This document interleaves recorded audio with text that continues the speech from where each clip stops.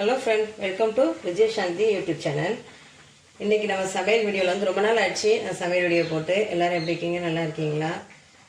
இன்னைக்கு நம்ம சமையல் வீடியோல வந்து வத்தல் குழம்பும் கீரை கடைஞ்சி அப்புறம் வெண்டைக்காய் வந்து ஒரு பிரட்டல் மாதிரி ஒரு பொரியல்னு சொல்லலாம். அப்படி பாருங்க. இப்போ நான் வந்து அரைக்கட்டு கீரை தான் எடுத்துருக்கிறேன்.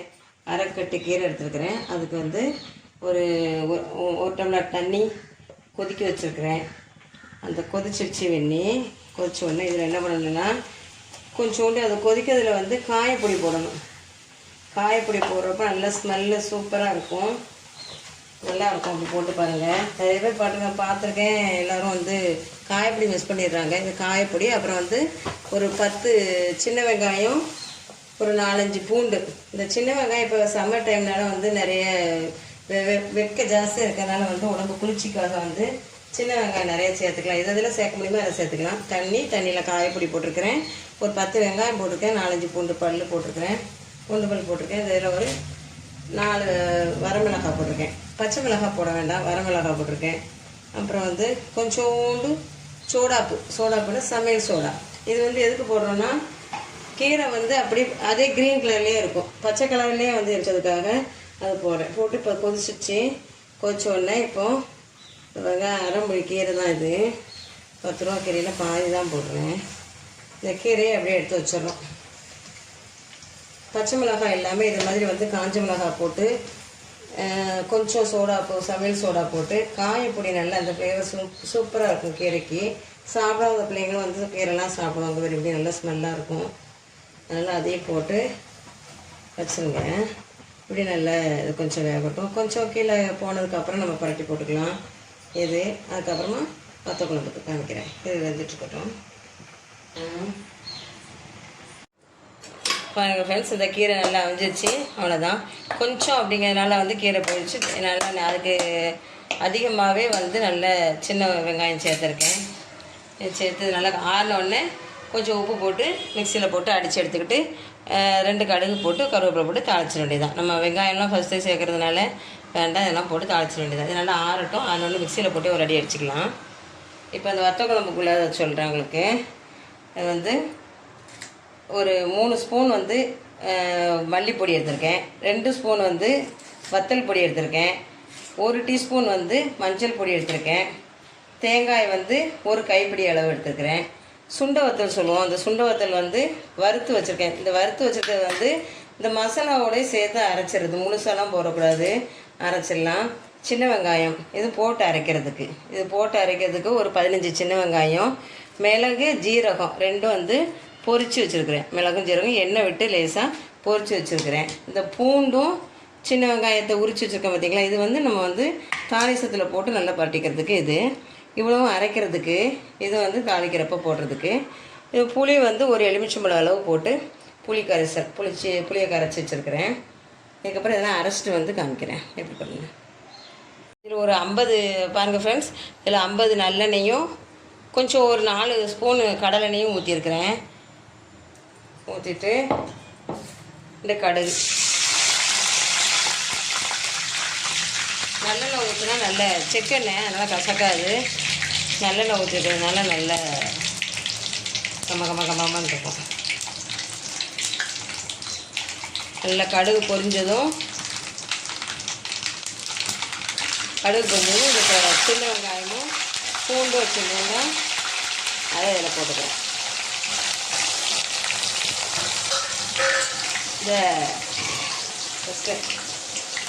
சுண்டை வத்தல் வந்து இதில் போட்டு அரைச்சிருக்கேன். மசாலா பூராமே உங்கள்கிட்ட காமிச்ச எல்லா மசாலாவுமே வந்து இதில் அரைச்சி மிக்ஸி ஜாரில் நல்ல மையாக அரைச்சிச்சு. இதோட வந்து வத்தலையும் போட்டு அரைச்சிருக்கேன், சுண்டை வத்தலையும் போட்டு அரைச்சிருக்கேன். கசக்குமோ அப்படின்னு நினைக்காதீங்க, கண்டிப்பாக இது கசக்காது. இந்த கரைச்சி வச்சு இந்த புளி தண்ணியோட இதை சேர்த்து நல்லா மிக்ஸ் பண்ணிக்கிறோம்.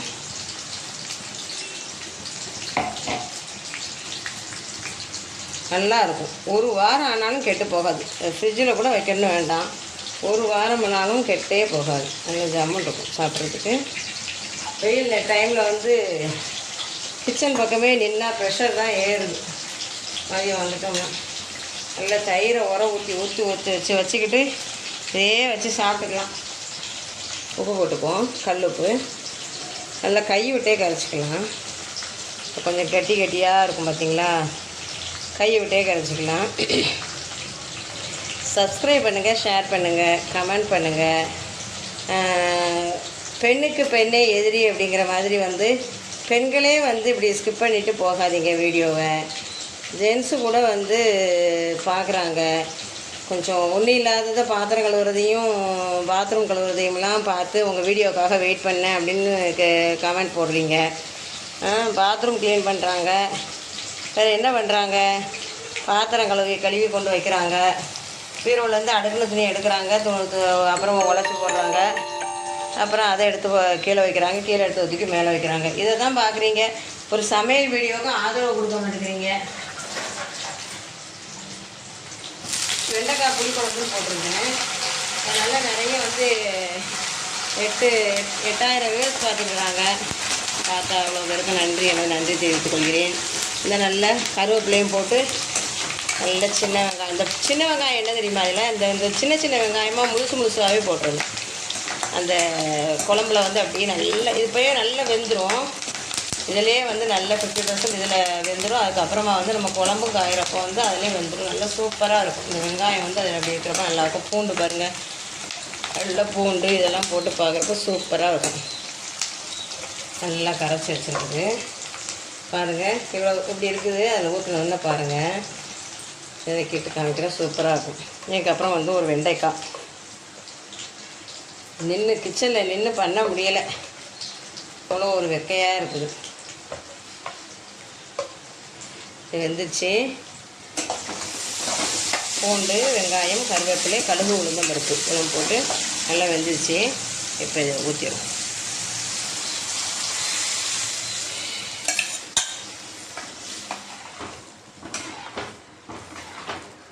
தண்ணியாக இருக்கிற மாதிரி இருக்குதுன்னு நினைக்காதீங்க. வற்றினோன்னா நல்லாயிருக்கும். அது நல்லா கொதித்து நல்லா சுண்டி வர்றதுனால தான் வந்து அந்த பச்சை அது இது தாளித்து ஊற்றிட்டு இப்போ இதில் வந்து கொஞ்சம் இந்த அளவு வந்து வெல்லம் சேர்த்துக்கலாம். நல்லா கொதித்து வற்றி நல்லா அப்படியே கரண்டியிலேருந்து அதில் விழாத மாதிரி இருக்கணும். அந்த மாதிரி கெட்டியாக இருக்கணும். அந்த அளவு வந்ததுக்கப்புறம் இறக்கி வச்சுட்டு காமிக்கிறேன். இதுக்கு வந்து பாருங்கள், கொஞ்சம் இந்த வத்தல் பொடி 1 ஸ்பூன், அப்புறம் 2 ஸ்பூன் வந்து கார்ன்ஃப்ளவர் மாவு போட்டிருக்கேன், 1/2 ஸ்பூன் வந்து மஞ்சள் பொடி, 1/2 ஸ்பூன் வந்து உப்பு பொடி போட்டு இப்படி நம்ம இஷ்டம்தான், எப்படியும் ஒன்று ஒரு இதில் வெட்டி போட்டுருக்கேன். எண்ணெய் காய்ஞ்சிருச்சு.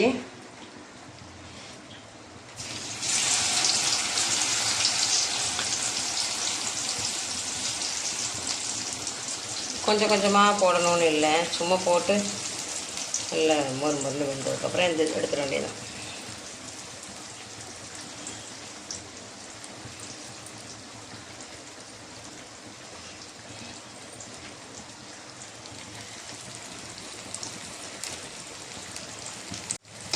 இது பாருங்கள், எண்ணெய் கொஞ்சம் அதிகமாக தான் எண்ணெய் ஊற்றியிருக்கேன். நல்லாயிருக்கும். இது வந்து சாம்பாருக்கு தான் நல்லாயிருக்கும், இல்லை இதுக்கும் நல்லாயிருக்கும். கீரையும் வச்சுக்கிட்டு, கீரையும் அரைக்கீரை நல்லா ஆற வச்சுருக்கிறேன். அதையும் நல்லா மிக்சியில் ஒரு அடி அடித்து வச்சுக்கிட்டு இது நல்லா எண்ணெய் பிரிஞ்சு வருது பாருங்கள், ஒட்டிக்கவே இல்லை. கார்ன்ஃப்ளவர் மாவுலாம் போட்டுக்கிறதுனால நல்லா மொறு அப்படியே கொஞ்சம் சிம்மில் வச்சிட்டோம்னா குழந்தைங்களாம் சாப்பிட்றதுக்கு நல்ல மொறுன்னு இருக்கும். ஏன்னா நம்ம வத்த குழம்பு வைக்கிறோம் இல்லையா, வத்த குழம்பு வைக்கிறதுனால சைடிஷ் வந்து கொஞ்சம் நல்லா வச்சோம்னா வத்த குழம்பு சூப்பராக போயிடும். நல்லா எது வித்தியாசமே தெரியல. நல்லா இந்த பூண்டு குழம்பு பாருங்கள், பூண்டு குழம்பு இல்லை சாரி வத்த குழம்பு பாருங்கள், நல்லா வற்றி வந்துக்கிட்டு இருக்குது. நல்லா வந்துட்டுருக்கு பாருங்கள். இதுக்கு இன்னும் இதை விட வந்து நல்லா கெட்டியாகணும்.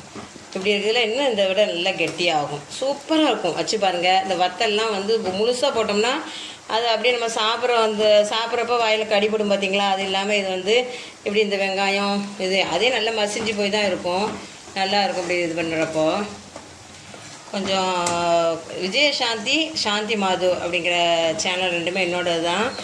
எவ்வளவு தான் நான் கடைசி வந்து நான் வந்து வெக்ஸ் ஆகி போய் தான் உட்காந்துட்டேன். ஏன்னா வந்து எவ்வளவு தான் நான் என்னோட கமெண்ட் இல்லாத வீடியோவே இல்லைங்கிற அளவுக்கு வந்து நான் வந்து கமெண்ட் பண்ணுவேன். உங்கள் எல்லாருக்குமே வந்து நல்ல அறிமுகமானவ தான். எல்லா வீடியோலையும் பார்க்கலாம். என்னோட இதுன்னு இல்லை, ஒரு நியூஸாக இருக்கட்டும், எதாக இருக்கட்டும், எந்த சேனலில் போனாலும் என்னோடய கமெண்ட் கண்டிப்பாக இருக்கும், நல்ல கமெண்ட்டாக இருக்கும். அடுத்தவங்களுக்கு ஒரு மோட்டிவேஷனாக இருக்கக்கூடிய அளவுக்கு தான் நான் வந்து கமெண்ட் பண்ணுவேன். ஆனால் யாருமே வந்து நம்மளை வந்து அப்படி கண்டுக்காமே போகிறது வந்து சில விஷயங்கள் நான் போடுற கமெண்ட்டுக்கு நிறைய கண்டுக்கிறீங்க, அதுக்கு நிறைய லைக் பண்ணுறீங்க. ஸோ நான் போடுற ஒரு வீடியோவுக்கு கமெண்ட், லைக், ஷேர், நோ, அது மனசு கஷ்டமாக இருக்குது.